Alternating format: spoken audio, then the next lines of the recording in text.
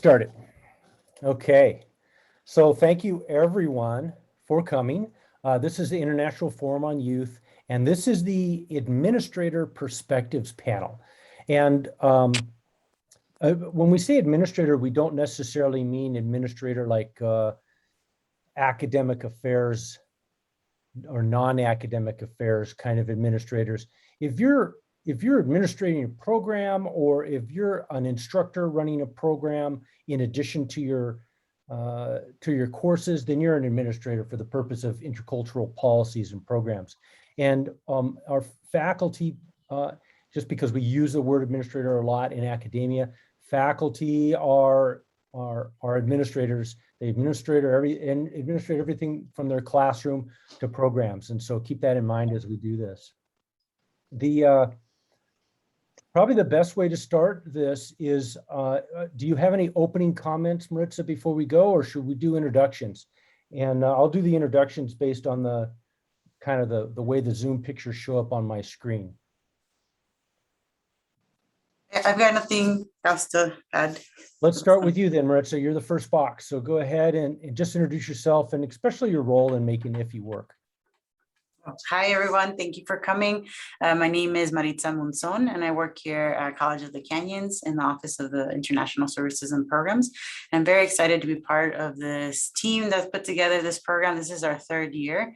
I do some of the logistics. Last night, I had the pleasure of moderating 2 of our panel discussions. This is really great, and I'm looking forward to the rest of the week and what we have in store for everyone. So if you're here today, I'll let you know we have at this same time, we have a presentation tomorrow and on Thursday as well. So hopefully if you can come here, you might want to come and check out the ones the rest of the week. Good, thank you. And the next 2 boxes I have are Brent and Saab. Let's start with you, Brent. You're one of the lead architects of International Forum on Youth. So please go ahead, Brent.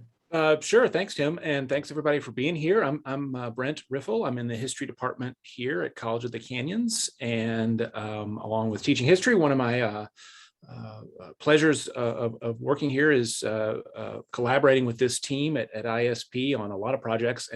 And I got started working with this great group with the International Forum on Youth. In 2019, we launched this.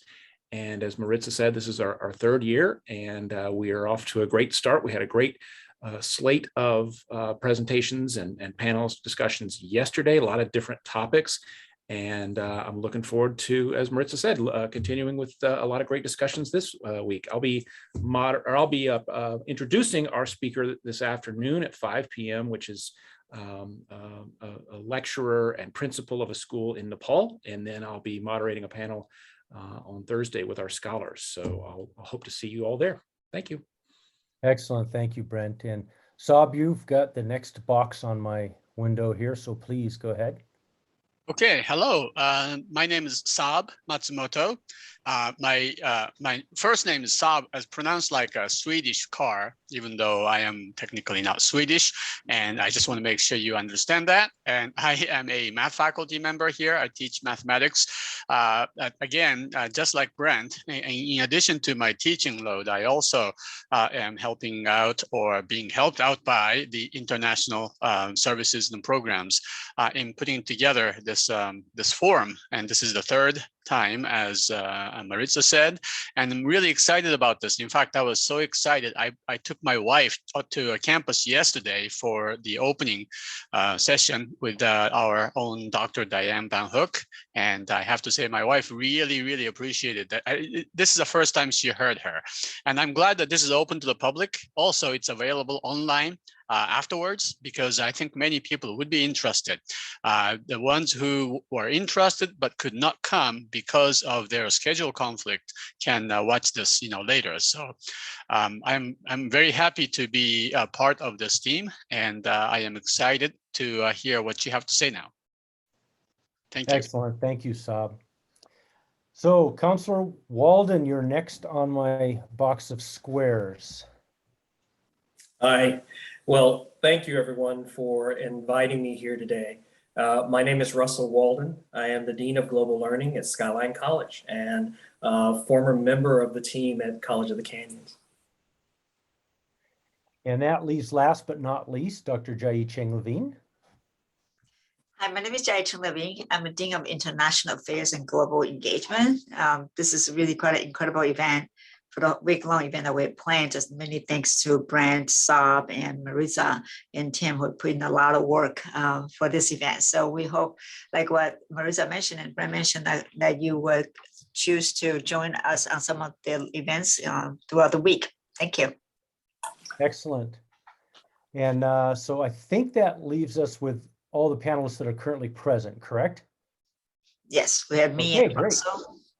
So I do have some questions to kind of guide the conversation a little bit if necessary, although my experience has been with you as a crew has been that you're very on topic and very aware of how it works, and you're very good at sharing the stage.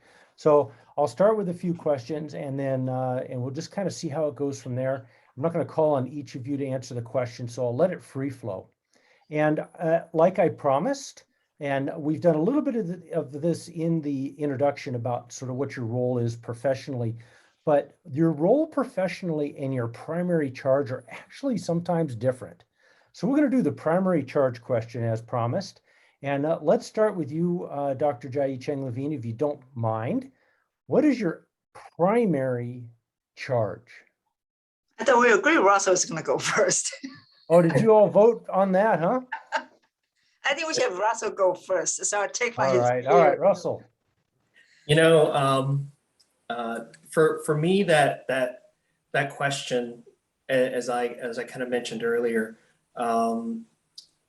was very defined by the president who hired me at Skyline, Dr. Regina Stanback-Stroud, and it's embodied in our mission statement.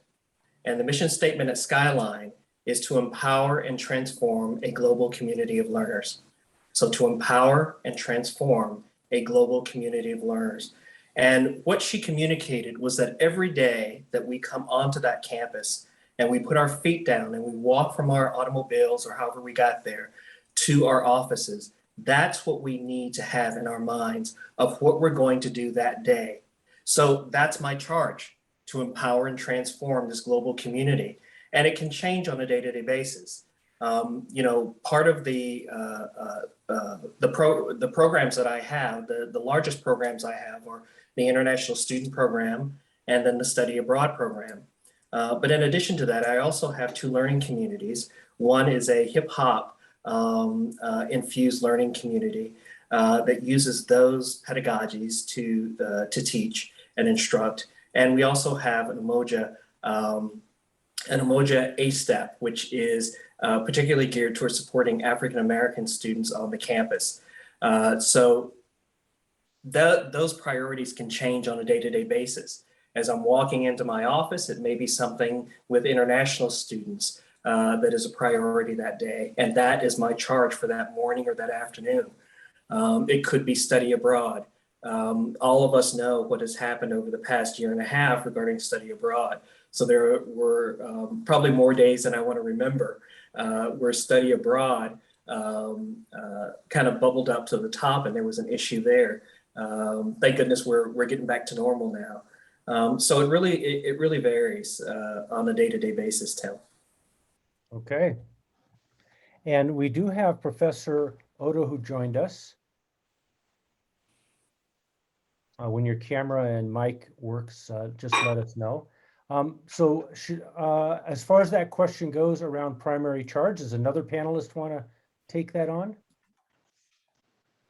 I can do it. I think I'm the other remaining panelist here. So my primary charge is very similar to what Russell is doing, but your statement is a lot more grandeur than ours, and I love it. I really loved it. My primary charge, I would say, is student mobility, which means it's both ways. Student mobility is students coming and students going, right? So in order to encourage student mobility, I kind of look at how to do that. And because professors are the primary contact for our students, especially day-to-day interaction, either online now because the pandemic or back in the days when we have in-person classes. In order to encourage student mobility, I think professors need to be engaged in and buy in and believe in this vision. So because of it, we have what we call lecture abroad and then faculty mobility. I don't see better ways than faculty having that opportunity to be able to do lecture abroad, exchange programs, and then come back to the classroom to be able to bring that multiple perspectives and then their way of looking at the world differently into the classroom, regardless if you teach history, math, science, English, engineering. I believe that as long as faculty engage in a mobility project, when people move, energy and creativity are generated. So in order for the next generation of students to really truly benefit, that creativity that global community can offer them, I think the best way is for faculty to be as engaged in mobility as students do. So that said, we will work on my office. None of us will succeed on our own, right? I have a very strong and good team. So people like John helped me with university partnership, Maritza helped me, especially in the area of student study abroad. And then Tim helped me with student recruitment to attract international students to come and study in the United States, in California, in College of the Canyons. So I would say that's my primary charge. Okay. Thank you. So based on primary charge now, kind of the next question that comes up is, why did you choose to accept that charge, or why did you choose to do the work that you're doing? There's probably a pathway that got you there. We're really not talking necessarily about the pathway, but more about the conscious choice that you made to do the work that you're doing today. And I'll open that to whichever panelist would like to start. You know, I don't mind jumping in. You know, it's interesting that, and this is work that I'm very passionate about, but until recently, I never really thought about why exactly I do it. You know, as far as being able to explain to someone else why I do it. I could very easily explain to folks what I do, what my job description is, what my duties are. So this was an opportunity for me to kind of think about what is it that has really driven me? What is it that has given me that passion? And I think it goes back to actually being a kid and wanting to learn, to having this voracious appetite of learning about different places. You know, as a kid, my uncle was in the Navy, and my family's pretty military. So, but my uncle was in the Navy, and he would, when visiting different locations around the world, he would send us small objects from those locations. So if he was in Britain, he might send us coins, my brother and me. And if he was in Australia, he might send something else. And there was always a story behind those objects that he was sending. And my mother would talk to us about them. And I always knew that there was a lot more to learn than what was in my local community. Because at some point, what I realized is that everything you need to survive, you can probably learn locally, but that doesn't mean that everything you need to live and to be able to be empowered and to transform the world is in your local community. So I, my undergraduate institution, University of Miami, one of the main reasons I picked that institution was because it was one of the most diverse universities in the country. At that time, 75 countries were represented. Every single state in the union was represented on that campus. I think now they probably doubled that as far as the countries that are represented. And when I went there during those 4 years, it was very empowering. It was like turning a kid loose in a candy shop. You know, the opportunity to learn so much about different places. And I realized that all the knowledge that I wanted wasn't, again, there locally. And so I eventually went on to law school. I had the opportunity to be an international student then. I worked in international business. And when I went into education, I determined that I wanted to provide the same opportunity that I had to learn in that way to other students. And so that is why I do what I do, because I think it's critical. I honestly do not believe today that we are adequately preparing our students for the world that we're releasing them into when they leave our classrooms, if we are providing them with a global education. And I can explain more later as to why I feel that way. And I think it's critical that we do that. But in a nutshell, a very large nutshell, that's why I do what I do. Excellent. Dr. J? I think like Daniel Pink says, we should always start with the why, right? Like what Marshall said, it's very easy to tell people what we do, but unless we're very clear about our own whys, every day we wake up, why do we come to work, right? And I think the why is really essential, especially as a core mission of higher education. Many of us, like Russell, you got your law degree. I got my doctorate degree. Many of us sitting in here, especially on this panel in this room, if we're gone to what we call the private industry, right, we probably work less and then make more money.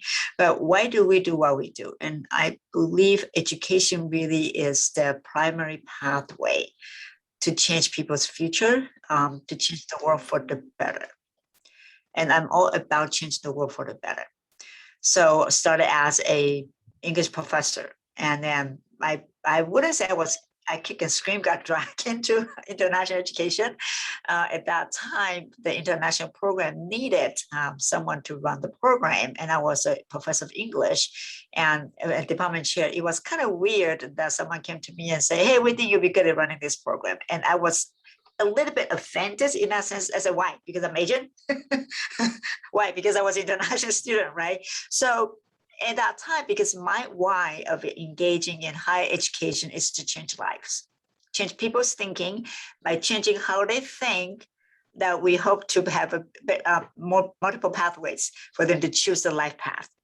But then a year into it, I realized by going from teaching to administration, I was able to effect policy and then effect changes and then create programs and pathways that would allow even more students to engage in ways that they choose to do instead of being forced into my English 103 critical thinking classes. So I think that's my why. My why, it really is going from the original intention of wanting to go through education to change the world for the better. And then to the next stage of going through administration is to foster and create a culture of change and culture of mobility, so students have the freedom, have the choices of choosing the path that they want to take on. That's my why. Thank you. That makes a lot of sense. We've been joined by our third panelist. Thank you very much. Would you like to introduce yourself very briefly, and then we're going to fold you right into the questions. Thank you, Tim. Thank you, everyone. I apologize for my delay. This is Wang, and I'm the Assistant Provost of Strategic Initiatives at the University of California, Riverside. And it's my pleasure and honor to be invited to this panel. And thank you again, and apologize for my delay. No problem. We are glad that you're here. We're currently talking about sort of a little bit about what we get into, why we're doing international education. And so I'm going to fold in the next question, and you'll be able to elaborate, I think, a little more than some of the others. And the next question comes from this conversation about, we're passionate. I heard Waldon talk about passion, and Dr. Jia-Yi Cheng-Levine talk about, really caring about changing people's thinking. So let's talk about this narrative that seems to run in international education all the time, which is this desire to create a paradigm shift. There needs to be a paradigm shift. We need to think about these things differently. Well, let's see from the panelists, what is this paradigm shift? How would we know that it happened, and what would it mean to you? And so, and you can even say, I don't agree with that. We need a paradigm shift, but let's use that paradigm shift as sort of our meme for the next part of the discussion. And whoever wants to start, go ahead. Maybe I can start since I'm late. So again, so when I came to the United States as a first gen immigrant, and as a student, I never thought about like the benefit of international education. I just took it for granted, right? It's just part of me that come to this nation to study and being part of this inclusive formula and to contribute to the diversity of the classroom. But I never thought on the other part of this conversation in terms of other people's shoes. What do our students, what do the native students think about this? Having international students in the classroom, how does that affect them? And vice versa, when our students traveling abroad, what kind of benefits really bring to them? So that never echoed to me because I took it for granted. But until I took in this role and started teaching about international education, started doing research and study about international education, I started to realize, that there's a lot of complexity, as you said, the paradigm of this formula. This is something that we have to keep in mind that not all of our students have a global perspective. Not all of our US students understand about other cultures. They don't even have the fortunate, a lot of them don't have the fortunate to have a passport, not to mention international traveling. The closest they have been in my region is Mexico. And that's all they know about international. And a lot of them don't even have that luxury. 54% of my students are Pell Grants recipients. They don't have the luxury of traveling. So how do they engage in the global context? How do they have a mindset? How do they not be racist and not be biased and not be, having all this, opinions or sort of we call prejudiced, opinions? This is really something we have to think about. By inviting international students into the classroom is one way to resolve that, right? So we can really incorporate this different type of thinking, and then we start teaching them about international through their own classmates, through their own, faculty, right? We have different faculty in our classrooms from different countries. Then at the same time, this is how we inspire them to travel, to start going abroad, to go to different countries, take an education abroad experience, take a class somewhere else, understanding different cultures. Maybe a risky investment for them at first, but later on, every single one of them saying this is the best investment they have made in their life, right? So if you really think changing the paradigm, it's changing the mindset. It's bi-directional. It's inclusivity to the full context. That's what international education means to our students at large. Well, I pretty much agree with everything you said there, Jun. So I'm not going to repeat what you already said. I love how you are bringing about, it's bilateral, right? It's not just about international students coming in enrich our lives, and are thinking also our students in many ways also with that through the class exchange or study abroad programs, it's never just about one directional change, it's always multi-directional. So that said, with the paradigm shift, in terms of international education and higher education, I want to approach it from 3 angles, if I may. One is about the idea of international students coming to the United States. I think there's still this perception about international students are here to take away the seats for local kids. I think you see our experience, maybe Russell Waldon's institution as well. The local committee may think, why are we having so many international students coming in and take away the biology lab seat my students need, right? My kid need.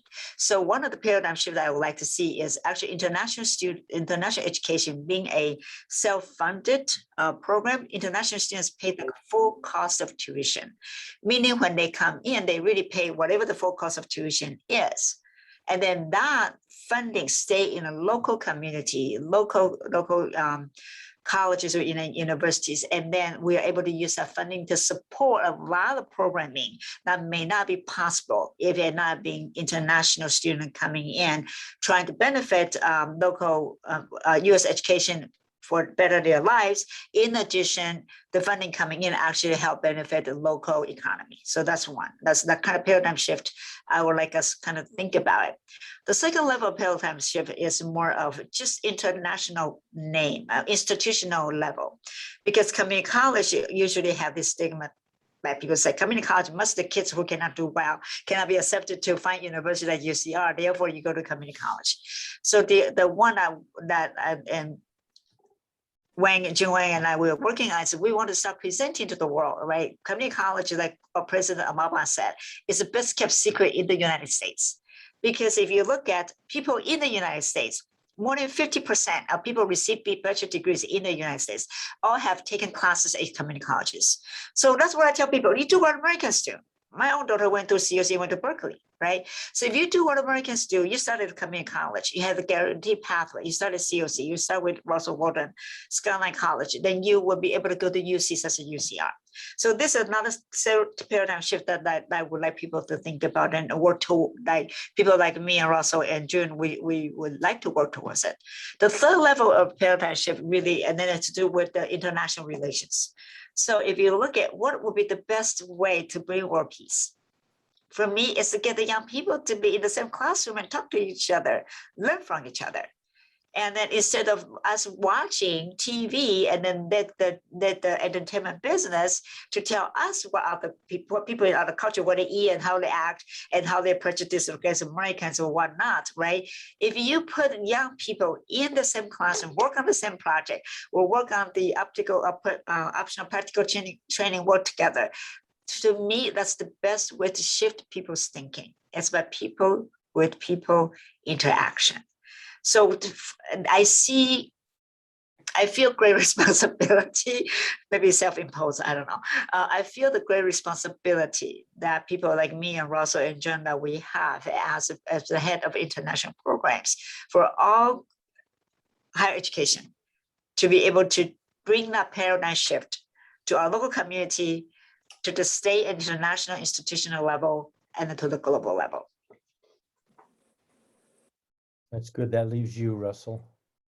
Yeah, Tim, I think what I would do though is instead of using the term paradigm shift, I would use the term paradigm evolution or paradigm migration, because as educators, we're always working in this kind of changing environment, right?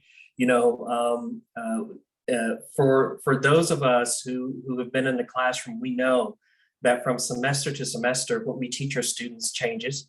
The environment in which we're teaching it changes. And the same thing with being an administrator in international education. You know, from semester to semester, the landscape is changing and we have to adapt to that. Those that don't adapt are kind of left sitting on the side of the road.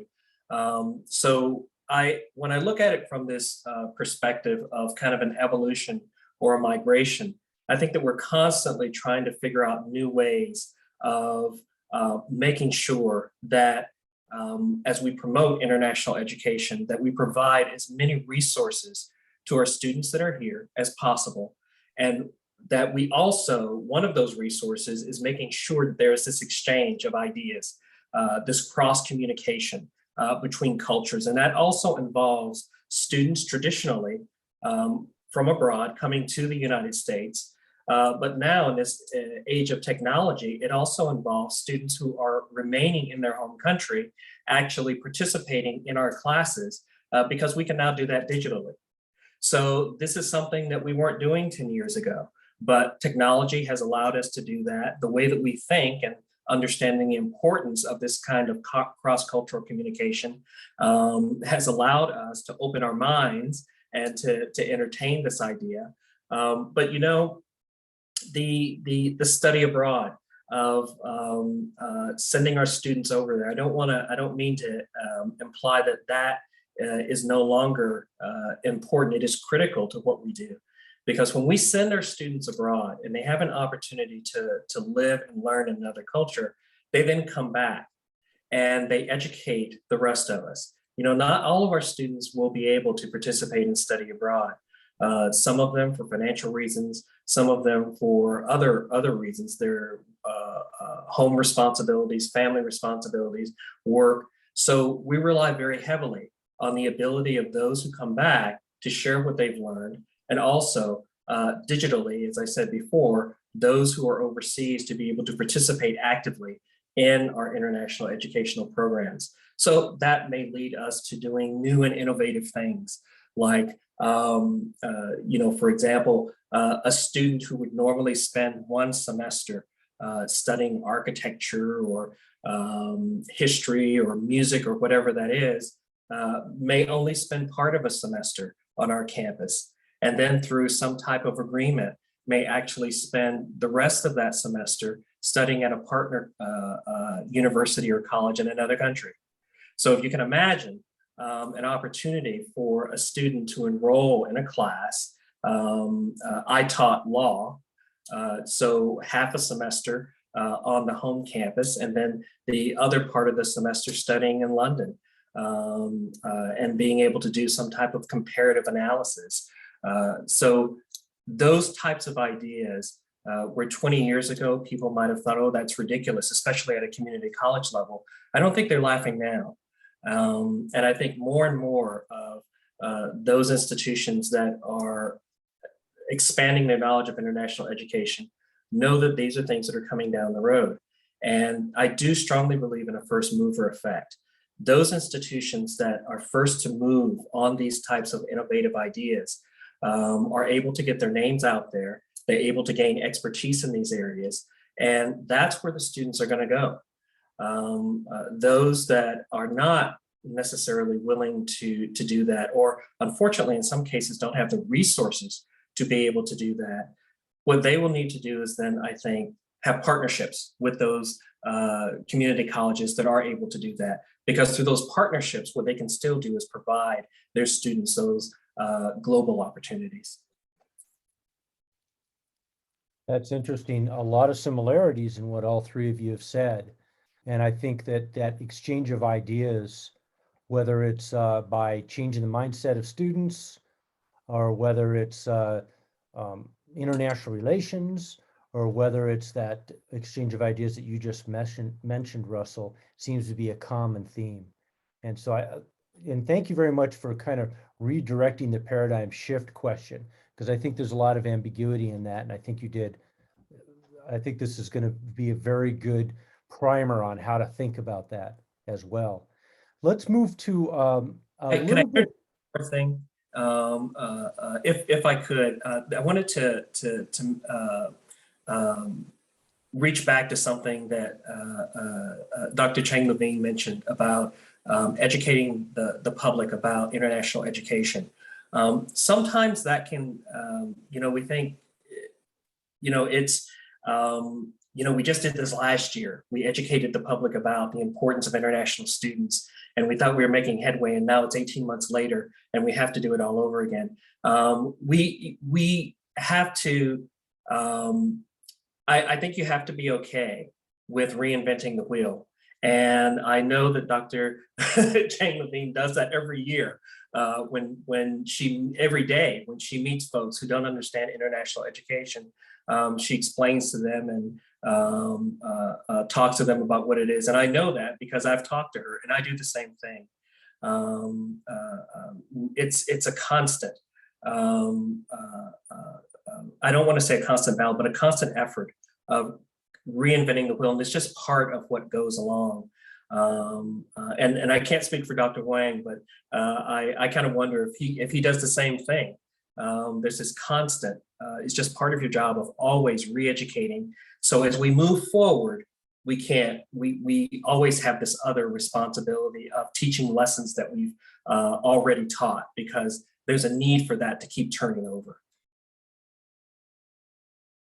Yeah, that repeatability is something that happens just like we constantly seem to repeating, even though as different students come, there's still brand new students each time. In the classroom, we repeat our lectures over and over. It's all new to them. So you're right, this messaging seems like we're constantly repeating over and over. Well, community members, Yeah, that's exactly like what I was talking about. Yeah, members of the community who don't understand the importance, but usually once we talk to them, they get it. Well, thank you, Russell. That's an excellent segue to the next question, and that's that in the academic bubble that we all live in, we all agree that this exchange of ideas and this economic benefits and helping the local students understand the world and international relations, those are all topics that have merit in the classroom and in our administrative lives. My question to you is more of your opinion. Do you believe that the rest of the non-academic community would agree with that concept? And like Russell just alluded to, do you have community members that you have to work with that don't agree with that you've got to deal with? And, you know, what are those tactics? Anyone can jump in first. It's a tough question. I might start, and then and I'm sure Jun and Russell can enhance my answers on that. For me, sometimes academic we're really bad at something, which is we try to communicate over with logic and numbers. And I believe, and that works great in the classroom because that's what we want our students to do, right? So we show statistics, we show charts, we get fancy and fancy in our presentation. But ultimately, what moves people to change their mind, what it is really to consider different perspective, is to speak to their heart. So I think in the past couple of years during the pandemic, what I have learned is kind of need to listen first. Because if we just kind of go out like a bullet gun, just show out number and statistic, international is $43 billion industry, went up $34 billion and went down to $28 billion. Those are the numbers that people who live their local lives receiving paychecks, those numbers don't mean too much to them. It's for us administrators make case going up, right? But if we want to talk to our community members for this support and then truly believe what we do is valuable in their and their students' lives, their kids' lives, I think we need to listen to what their primary concerns are. So I think this past 2 years of what I believe I have done better in learning more is I asked what would be their biggest fears if I bring 100 Chinese students here on campus in the summer? What would be their biggest worries and concerns if we have 1,000 international students at College of the Canyons? So listen to what their concerns are. You know, the old saying, you have to empty the water before you can refill the jug, right? So if we don't let them empty what they are concerned about, putting more water, putting more fuel. I'm sure some of you are aware of this concept, friction and fuel, right? Putting more fuel in is not get the bullet to shoot further and more accurate. So we have to find out and remove the friction, what is preventing people wanting to embrace international education. So that's not really directly answer the question, but this approach that I have shifted myself in working with the committee members.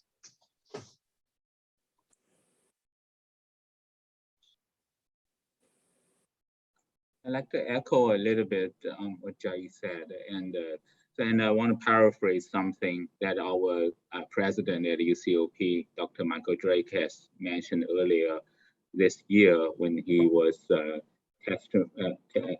making a statement in front of the state legislators.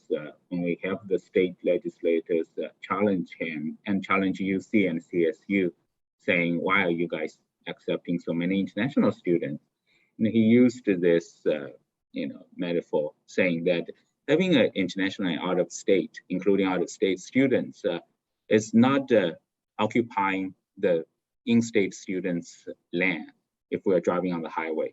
It's actually creating multi-lanes for more students to get onto the highway. The reason he mentioned that is if you look at the financial aspect of all the international students that we recruited into our classroom. Not only they bring the diversity, the inclusivity, the global context, the richness of culture into the classroom, they also bring financial benefits to the classroom, to the campus. Each international student at UC actually brings 2 additional financial aid opportunities to the local students. Majority of the out-of-state and non-resident tuition goes to the domestic students. It's not being used for some random, buying a new chair, getting a new building. It's actually spent on students, spent on in-state students, allowing them to afford this already very expensive education. So that is what we're trying to persuasive and having the community understand the in-depth. And it's hard to describe to them saying, oh, this is great, this is diversity, this is richness, this is culture, if they don't even travel abroad. But if you tell them there are financial aspects to this, then it's easier for them to adopt this whole strategy.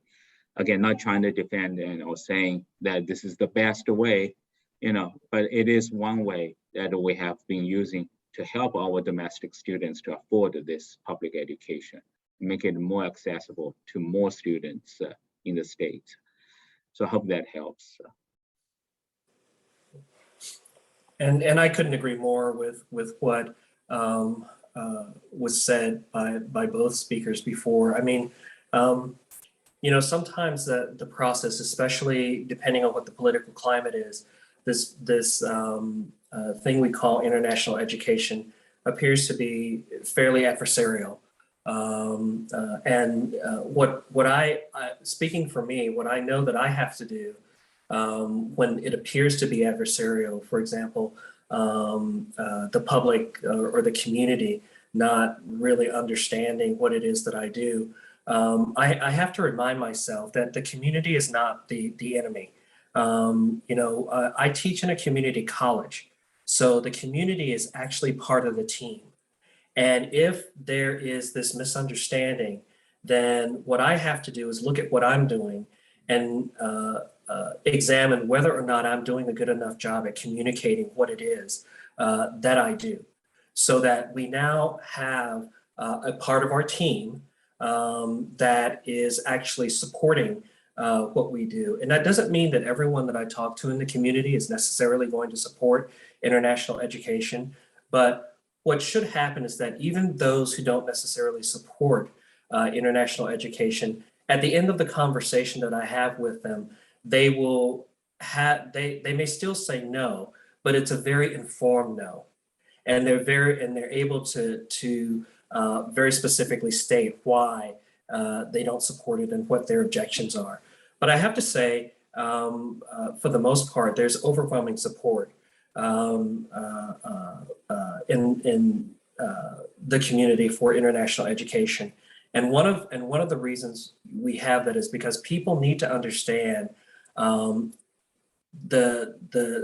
to a certain extent the weeds of how the money is allocated, as was just explained, that we're not losing money on bringing students in, and that international students are not taking seats.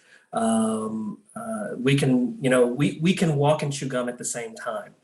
We can teach accounting, we can teach math, we can teach history. We can do all of that while still doing international education and doing all of that promotion. And when someone from the community comes up to me and says, listen, my daughter wants to become an accountant, and I hear that you're making this big promotion on study abroad, or you're bringing students from another country here, how is that supposed to help her? She wants to be an accountant. And I need to be able to explain to that, either that student or that parent who asked that question, how what I do is going to improve and empower the lives of that student. And if I can't do that, then that's my fault. I'm not able to explain why they should support what I do. So I need to go back and do some more homework. But as I said, most of these conversations that I have with folks in the community, they go pretty well. And we end up having more people that are supporting what we do. But it's an ongoing effort. The person that I talked to last year and that got it, I may not have had that opportunity to speak to them this year. So that same question, they're going to stop me as I walk across campus or give me a call and ask me the same question that I got last year, that I got the year before then. And I need to be willing and not get frustrated. I need to be willing to sit down with them and explain to them why what I do is important. And that's part of my job. Oh, that's really interesting. It sounds like we have the potential to move the needle on some of those mythologies that have been persistent in the industry associated with classroom space and money and sort of the whole all those issues. So that's good. So while since we're there, let's jump ahead to another question, which I think is really directly related to this sort of working together as a community, and that is that it seems to be that higher education institutions appear to be relatively competitive with each other for international students. And so I'm curious about the panelists' point of view about that. Is it true, first of all, that statement? It just seems like it, but it seems like it's true. Is that true? And is that driven because there's a shortage of students out there that want to study in the US, or is it something else? And then finally, if that does exist, if you believe it does exist, that competition, is that the kind of competition which is healthy for the students? Because we do believe in our culture that competition is very healthy for the market and it's healthy for society. So if somebody wants to try to tackle that, let me know. I guess I'll go first since international recruitment is in my title. So, and I say yes or no to this question. Yes, in the context that it is competition everywhere, no matter what. Domestic students, community college students, graduate students, professional students, continuing education students, every level of program, there is going to be competition, right? And there are private versus public competition going on. There is, even among the for-profits, there are a lot of competitions. And not to mention public rely on, the external fundings, to subsidize our domestic students, of course. So we should be competitive. And competition brings added value, brings, better service, brings a more inclusive environment to the campus. Why not? That helps. The urgency of competing and with each other and be able to show off and demonstrate your strengths at best. I think that is also a process we internally go through that help us to understand ourselves better, right? So if you just take it for granted, then how can you improve? And the competition is not good in the sense that the overall market is shrinking. So the IIE has published the open door data yesterday. As many of our colleagues has been monitoring and waiting for this report, the international students has been declining dramatically over the past 2 years.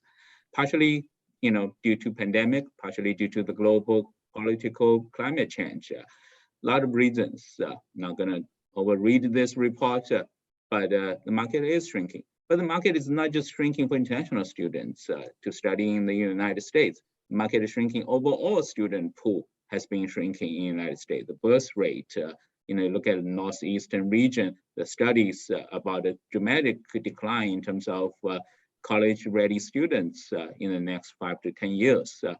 So no matter what, competition is going to exist in this field. And I personally think it's a healthy practice that would really boost all of our areas in terms of better service, thinking about the international students when we planning activities, when we planning classrooms, when we planning and all sort of services. Right now we have to think about different cultures and not just take for granted we have fantastic Californian students and no one else. That's not the reality. We want to make sure we're at the level to service students from all over the world. And that's the only way we can improve. And at last, I want to add is there's not just competition, there's also synergy. For example, I'm actively working with Jia-Yi and working with community colleges, and work with my colleagues in both private and public sectors. We jointly present California as a whole. So even this morning, I did a session with UC Davis and some private universities to Middle East region, and we presented about graduate study in California and not about UC, CSU, private university. We're talking about California. So maybe the competition is between California and Texas or New Hampshire, who knows? But let's face it, there is competition, but there is also enough room for all of us to work together and create enough synergy here. So that's what I have to say. Yeah, I actually couldn't agree more with what June just said regarding the competition and the synergy that exists. The pool, it's true, the pool of international students, it has been shrinking. Working towards collaborating and providing multiple resources for students, maybe across different districts and across different campuses, and collaborating to make sure that we have premium programs that, not every district can offer everything to every student. But that doesn't mean that we can't make sure that that student has access to certain types of programs. So in collaboration, if a student is taking 15 units, maybe 12 of those units is in our district. And if there's a particular class that they want to take, we have an agreement with another district where they take that particular class from that other district, and it's part of our pathway. The same thing would happen then with that other district. Their students would take a class here or two there. There are some restrictions. We know that for the international students, they of course have to take a minimum number of units at their resident campus. But there's still a lot of room that we have for collaboration, for sharing of ideas, and for sharing of resources and new opportunities. So I'm happy to see that a lot of the competition that we used to see 20 years ago is kind of melting away, and folks are now looking at collaborating as opposed to competing with one another, because many times we all have the same students, and I mean that literally, the same student. So let's share that student so that we can give them the best experience that they can possibly have. So I would like to, what the previous two panelists have said, is we live that reality every day, right? Competition, what is competition? And what we're competing is not really, are the students coming to me or go to Russell, right? It's really about, if you look at the California, and then Texas is now doing really well attracting students there with low tuition, low cost of living. But California, in so many ways, that's still many people's dreams. So what we're competing, it's not like students don't want to go study abroad, globally speaking. It really is about other countries, such as Canada and UK and also China. They have national policies on international education. We don't have a national policies. So if you work, and they have national policy and goals, right? Like Australia. Part of the reason Australia was able to grow despite the pandemic, before the pandemic, for the past 10 years, they're able to grow such a big number of students. It is because they have a national policy. So if we're going to compete in a healthy way at the international level, the U.S. as a government, as a nation, that really should advocate for diversity of people coming to this country, should have the national policy and the strategic goals, how to accomplish that. So when big events like pandemic, when it hit, right, we rely so heavily on international students coming to study at us at our institutions. And then because the previous administrations very negating rhetoric, political rhetoric, we right there lost a lot of Chinese students. Now, China as a government looking at this, okay, fine. We're going to set up a national policy to compete with the United States. So now they're attracting a lot of students, especially in the East and Southeast Asia, and then also Eurasia area, offer a lot of incentives to go and study in China. So back in the 1960s, it's Peace Corps. We sent our young, bright, energetic Americans to go to different parts of the world to help with humanitarian projects. International education, what Tim usually was said is today's Peace Corps, right? Education diplomacy. So instead of looking at the competition side of it, why don't we look at what this country wants to be? If this country wants to be a closed border country, then forget about international education. But if this countries continue to believe we are actually the heart and the core of innovation and the strong sense of democratic freedom, then this country needs to open the borders. We need to open the borders and welcome people who are willing and capable and want to pursue a higher learning to the point that effect positive changes for their own life, of their family, and also for the country, regardless if they stay here or they go back home. And I see someone make a very quick comment about that is in a sense, right? As long as the political climate is not stable in each country, whatever the country that is, it's going to be very difficult for us to attract international students coming. So our biggest competition, I would say, is really not with each other. Our biggest competition is at the global level. What is our politicians telling the world how committed we are or not to international education? Our biggest competition is that I'm $5,000, you're $7,000, you're $8,000. I believe there are enough students out there that will be able to find the best fit in the either finance or program, right? Or their aspiration, their goals, or the immigration or their job goals. I think there will be enough students, 7 billion people on this earth. There are enough students. But what we're competing on is which country, which state, which region have the better admission or more welcoming policy for the students who want to come and study in California, in the United States, in California, Hawaii. And then we three here, we actually can get this happen. Let's start with what we know what Hawaii is doing. So when they go to a community college in Hawaii, right? Of course, I understand they're small and all that. But our students studying with the community college in Hawaii, regardless international or local students. By the time they're about to finish the second semester, second year, they get an email from the University of Hawaii. Hey, we know you were finishing up. So here are the process, here are the university campuses that you can choose to complete your 4-year degree. Pick one, just choose one, and then still respond and done. There's no agonizing process that students feel that they have to do in order to get to the university that they choose to go to. And we do have enough space. I strongly believe we have enough space in all our campuses. If we look at in the ways of treating the student as a one contributor to the way that we teach, to our campus culture, instead of seeing them as taking away something. If we see them as added value, we would love to have any students who want to come study and welcome them with open arms, and then make admission policy easy, make it affordable, and make it in such that it's not an obstacle.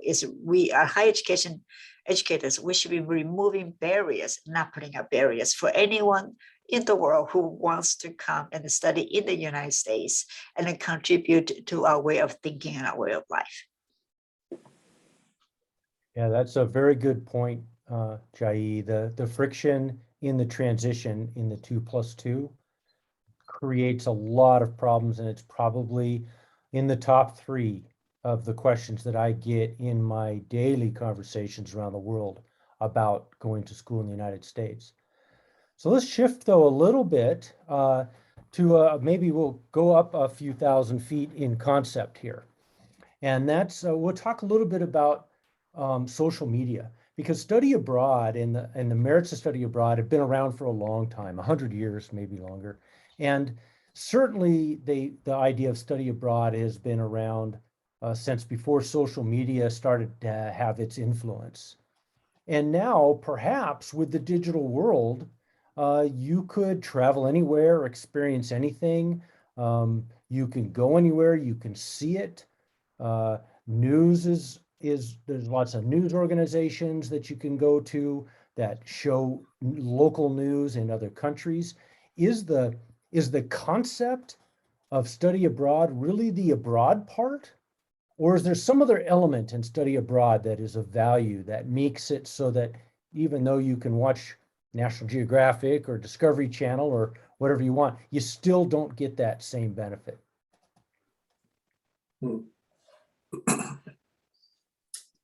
Interesting, Tim. To me, it's kind of like someone trying to describe to me what a donut is, and me actually going to a donut shop and eating one. You know, there, you know, I don't think there's a substitute for study abroad. There's nothing like that face-to-face experience. Although we can provide substitutes for it.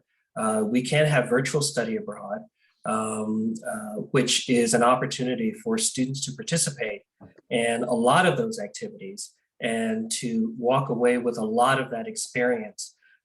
It's still not exactly the same, but it's a way of accommodating those students who aren't able to actually do face-to-face. Regarding social media, it has its place.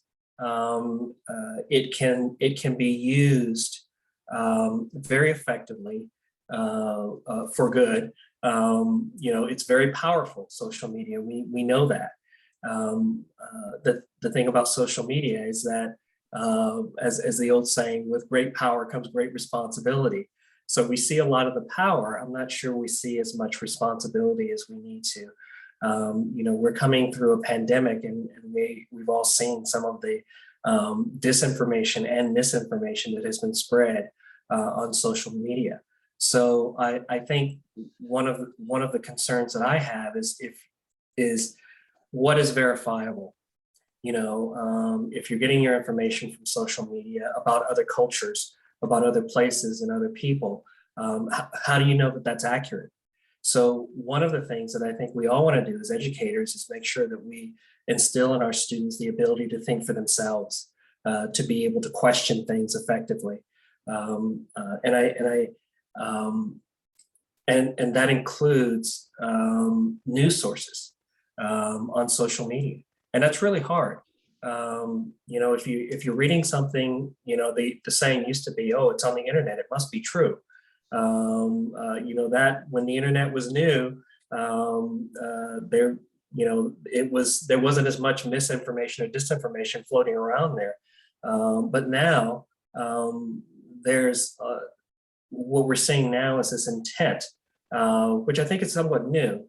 Not only people being misinformed and spreading their misinformation, but organized intent to disinform people for various motives. A lot of these people who spread disinformation don't believe it themselves, but there's a motivation. Some of it is economic, because we do know that if you become emotionally engaged in any type of site, you stay there longer, which means that you're more susceptible to advertising that may be done on that site and donating money and that type of thing. So some of that is a marketing technique. So social media, I think, has its place in what we do, but I would never want that to be a substitute for any type, either domestic or international educational experience.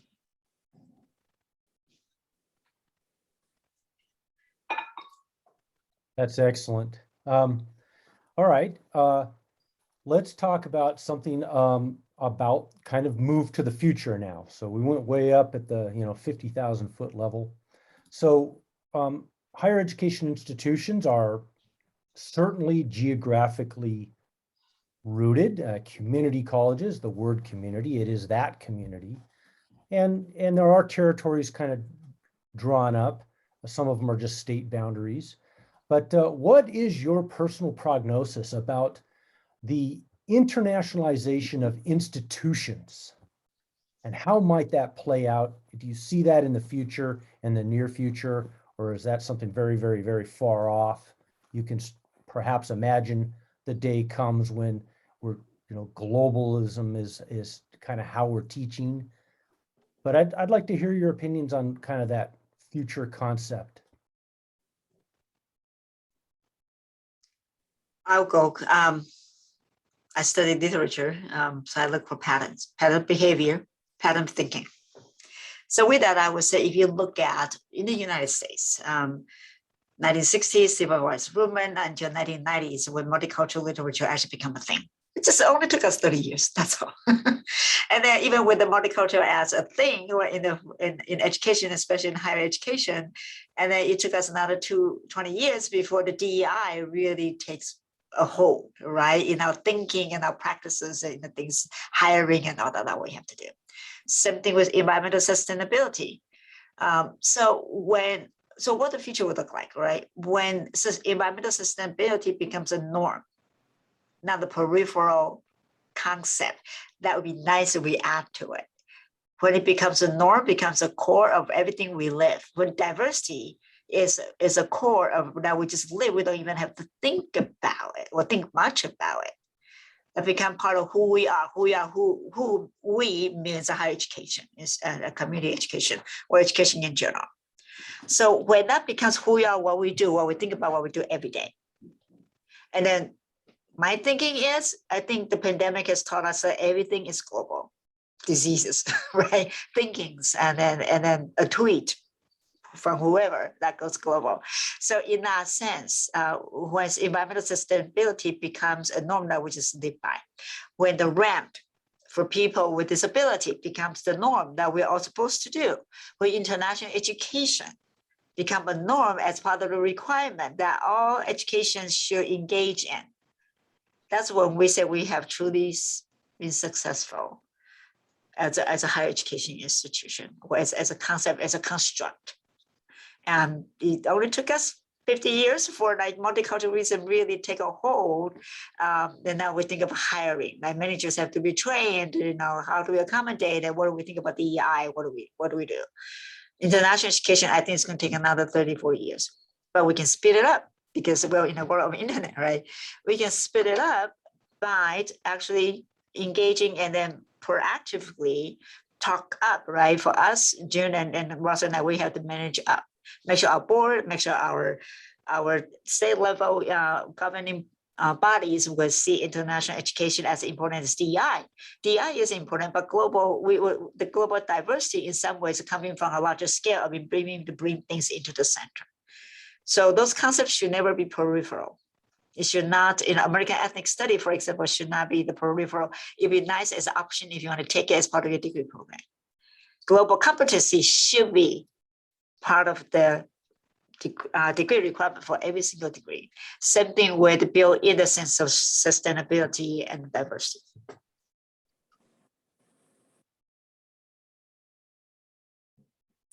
That's excellent. Anything to add? I'm going to move then to. I just go one ahead. very quick. I'd like to add, I came from the private sector into education, and I would like to mention that corporations are already there. We used to talk about international businesses, a business that was headquartered in the US but had locations elsewhere. And then we talked about multinationals, which, had regional or major operations in multiple countries. Now, the term we really use now for large corporations, large companies, is global companies. And these are really companies that are citizens of the world. So many of these large companies that may have been founded in the US, they don't look at the US anymore as their home. They're not a citizen of the United States. They're a citizen of the world, their entire market. The world is their entire market. Some of our what used to be American, quote unquote, American companies now sell more of their products in China than they do here in the United States. So that means that the developments, the innovations and things that they use in China, those actually affect the products that we use here in the United States. So I think that the corporate world or big business, if you want to say, they've been there for some time. And they're also expecting that the students we send to work for them understand that type of environment and are prepared to work in that type of environment.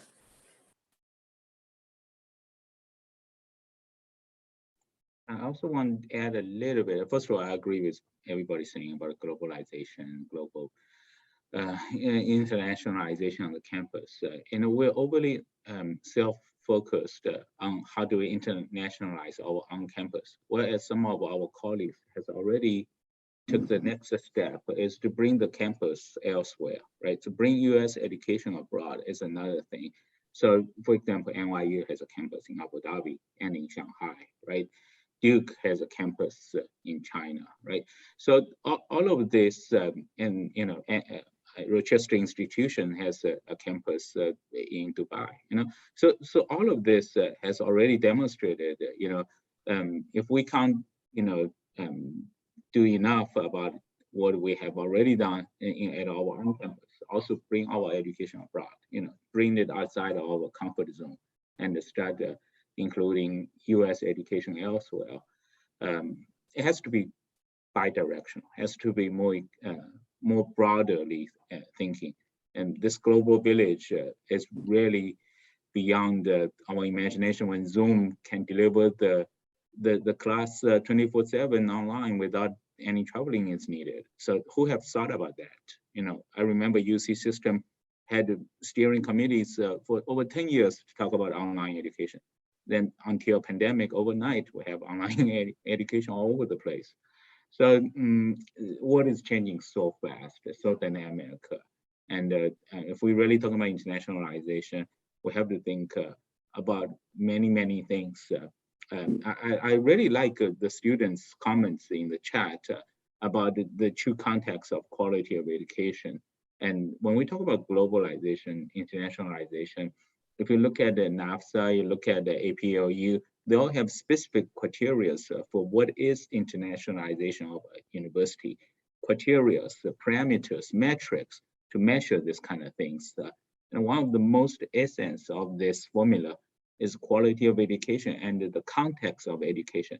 Are we really talking about a global perspective? Like Russell said, the company's already way ahead of us. They're already international without speaking international. The fact we're still talking about trying to be international, it shows we're not international, right? It's very contradictory, but that's the essence of this conversation. So yes, absolutely. I like what the Bahrain says. Quality of education and the way we deliver our education day to day in the classroom, you know, it's a part of this formula. And bringing the university abroad is another part of the solution. That's good. That's an excellent segue, both what Russell said and what Jun said about, and into the comments, which I think have been excellent from the audience. And I kind of summarized some of those comments into two brief questions, which Jun, you partially already touched on, but there are some places in the world where not everybody has access to education. Either there's some sort of a barrier, which in our world we think is unfair, or we think that there's some sort of lack of quality, like you just referred to. Do those students, in the past, those students didn't have any options. They can't travel, and there was no online, like you said, at UC Riverside for 10 years talking about it, hadn't done it. Now there's a new world. The new world is that you don't need to travel necessarily to get that education. Do you think that, and this is part of that earlier question about internationalization of campuses, but do you think that there's something in the near future that might be related to reaching out and bringing, sort of leveling up the whole world to a certain point because of what, say, the UC system can offer, for example, which is a premier system in the whole world, can offer on an online platform? I want to address something and maybe a different way to answer this question. So recently I was engaged in a very interesting conversation with some of my colleagues from the industry as well as from my home department of computer science areas. So we would talk about the future of internet. Where are we really going with this online education? And one of the topics that's being brought up, again, inspired by what's going on in the industry, is metaverse, right? So everybody's talking about metaverse now, virtual reality, a miniverse. So all this, the futuristic concept, it sounds futuristic, but partially has already been accomplished, hasn't applied to education, the way we deliver education yet, but it's just a matter of time, right?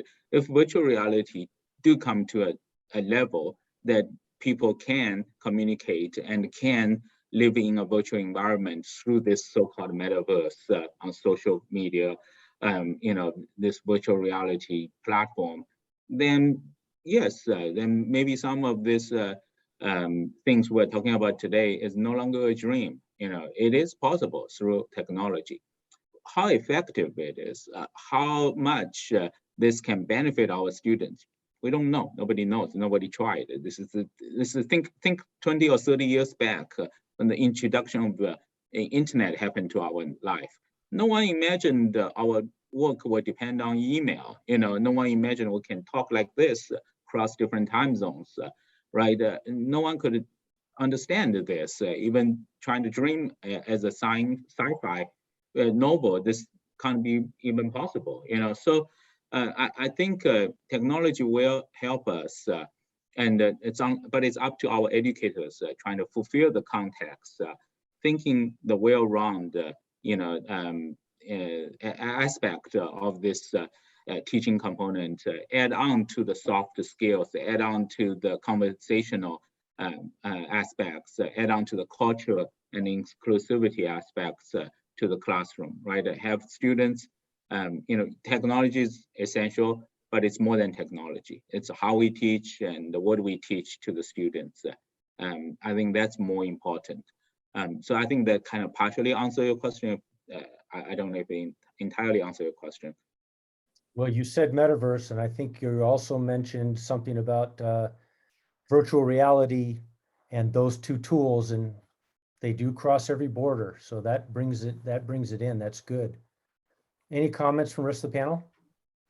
I think that we sometimes let the form drives the content. So the forms should be a tool. The quality of content, delivery, education should be enhanced by platforms, by form, not by the, for example, in a building, you can teach science, you can teach math, you can teach English, right?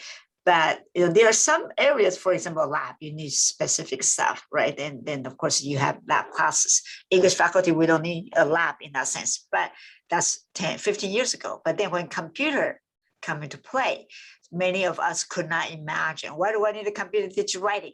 Writing is supposed to be, we talk about ideas, students, go home and type and write a paper. And then it comes now more faculty wanting to teach in classrooms that with computers. So that's to say that the platform format should be something to be used to enhance, not replace. But again, we human beings by nature, we need that connection. This is great. We love this because it increases our opportunities to interact with each other. But nothing is more, for me, interactive than in-person meetings. A study has shown in-person meetings have 26 or 20% higher of the ideas that will be generated, and interaction people feel more satisfied and fulfilled from an in-person meeting than as a online communication. So it's just the nature of the human beings who we are with the communities. But that's what I'm going to say. I mean, yes, MOOC, right? I mean, major universities like Yale and all other universities have tried MOOC. But if you look at the success rate, if you look at how people actually really benefit, they feel they benefit from it. And it really is designed for people who can be highly self-disciplined. They are self-learners. And not everyone is like that. And in the word DEI, we need to consider not everyone can learn well on platforms. Some people do need that in-person interaction in order to learn well. So we should not use one platform or one mechanism to replace the core of what we do. What it is, I don't know. I don't have an answer for it today, right? So in another 2 or 3 years, as we try both high flex, in-person, hybrid, all that together, then perhaps as an education community that will be able to come up with something that will work for most students. Excellent. Russell, anything to add? I did just want to mention, kind of as an aside, that I do believe as a human right, everyone has a right to an education, no matter where they're located in the world. But the next question is, who should the provider be? And how should they be educated? And what will our role be in providing that education? That's part of a much broader policy decision. The California community college system, can't educate the entire world. The UC and the CSUs can't educate the entire world. So the policy discussion, I think, is, what is our role in being a provider to different constituencies around the world?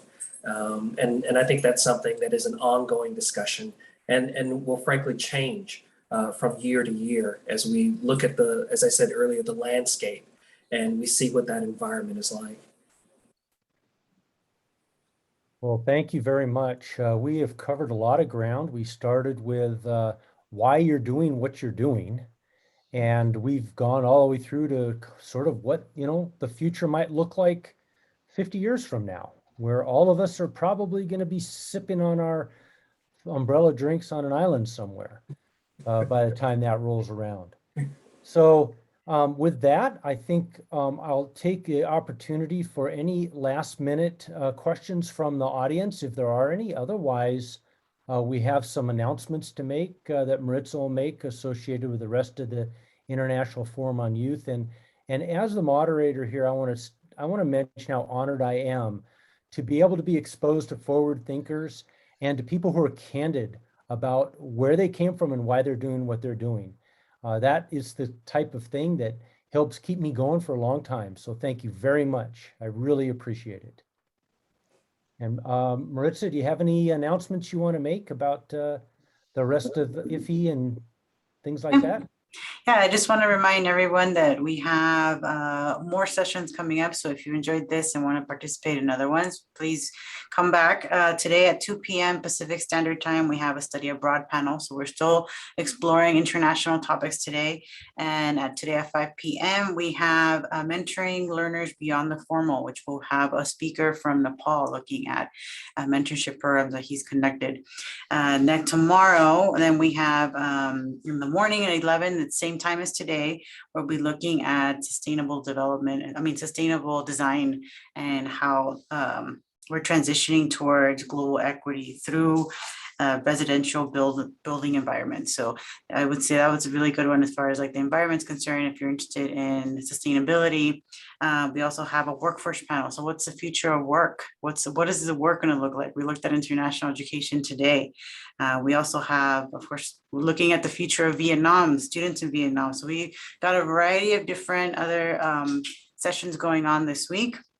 And we'll conclude the week with listening to the students and getting perspectives from students as well. We have on Thursday at 11 a.m., same time as today, if you can make it. We have a young lady from Poland who is she has an organization that focuses on international networking for youth. And so it's like, if you started in Poland and now it's gone international, and I think it's a really good way to see how to get students connected and get what they want across, get actions going as far as like what's changing around the world. We have a student panel, and then we also invite all of our speakers back on Thursday at 5 p.m. to talk about what we can kind of reflect on what we've talked about during the week, but also start thinking about action items. What are we going to do now moving forward? So this is some of the things that are coming up. If any of that sounds interesting, please come back. And it's the same Zoom link that you have now. Also, we have a short poll right now that I'll launch. So if everyone can do that, that'd be great. Thank you, Maritza. That's good. Yeah, we do use the poll to help guide us as we continue this annual experience of International Forum on Youth. And we'll be planning our 3-year plan for the next concepts, and we use the poll to help us with that. So go ahead and launch that poll. There it is, and we'll go from there. So thank you very much, Russell. Thank you very much, June. Thank you very much, Jia-Yi. It's been a pleasure working with you and hearing your professionalism today. Thank you, Tim. Thank you for the board for the invitation. Thank you very much. Thank you, everyone, for having me. It was fun. I really enjoyed this. We should do this more often, right? See you next year, same time. Next year this day. Okay, same day too. Okay. All right. Thank you all. Thank you so much. Thank you, June. Oh, Good to see you, Russell. Bye-bye. good deal. Bye-bye.